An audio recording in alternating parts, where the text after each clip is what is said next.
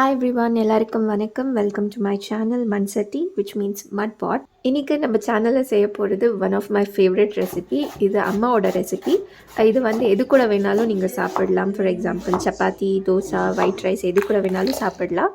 இப்போ இதை எப்படி செய்கிறதுன்னு பார்க்கலாம். கத்திரிக்காய் பொரியல் செய்கிறதுக்கு ஒரு 5 to 6 டீஸ்பூன் அளவுக்கு எண்ணெய் ஊற்றிக்கலாம். அது கூடவே mustard seeds 1/2 teaspoon, jeera 1/2 teaspoon, கடலைப்பருப்பு 1 டீஸ்பூன், உரத் தால் 1 டீஸ்பூன் எல்லாம் போட்டுட்டு கடுகு வெடிக்கிற வரைக்கும் ஃப்ரை பண்ணிக்கோங்க.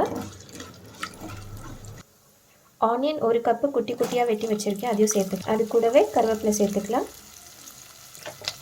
இது 1 மினிட்க்கு எண்ணெயில் நல்லா ஃப்ரை பண்ணி எடுத்துக்கோங்க.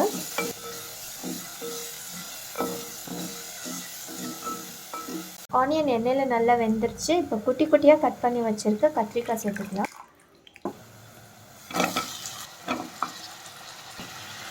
இது நல்லா மிக்ஸ் பண்ணி ஒரு 2 to 3 மினிட்ஸ் நல்லா வேக வச்சு எடுத்துக்கணும்.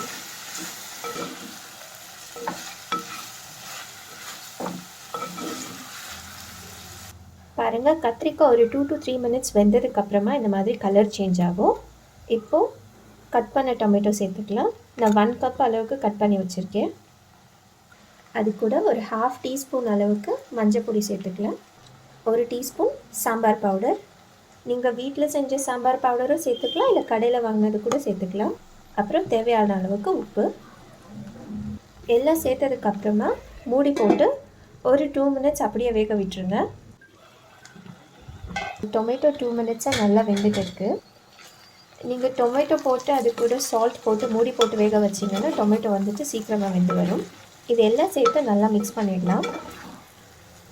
மிக்ஸ் பண்ணிவிட்டு இது இன்னொரு 2 to 3 மினிட்ஸ் நல்லா குக் ஆகணும். கத்திரிக்காய் பொரியல் சூப்பராக ரெடி ஆயிடுச்சு. இப்போது இதுக்கு தேவையான அளவுக்கு கொரியாண்டர் லீஃப் சேர்த்துக்கலாம். சேர்த்துட்டு ஒரு தடவை மிக்ஸ் பண்ணிட்டிங்கன்னா டேஸ்டியான கத்திரிக்காய் பொரியல் ரெடி ஆகிடும். சூப்பராக நம்ம கத்திரிக்காய் பொரியல் ரெடி ஆயிடுச்சு.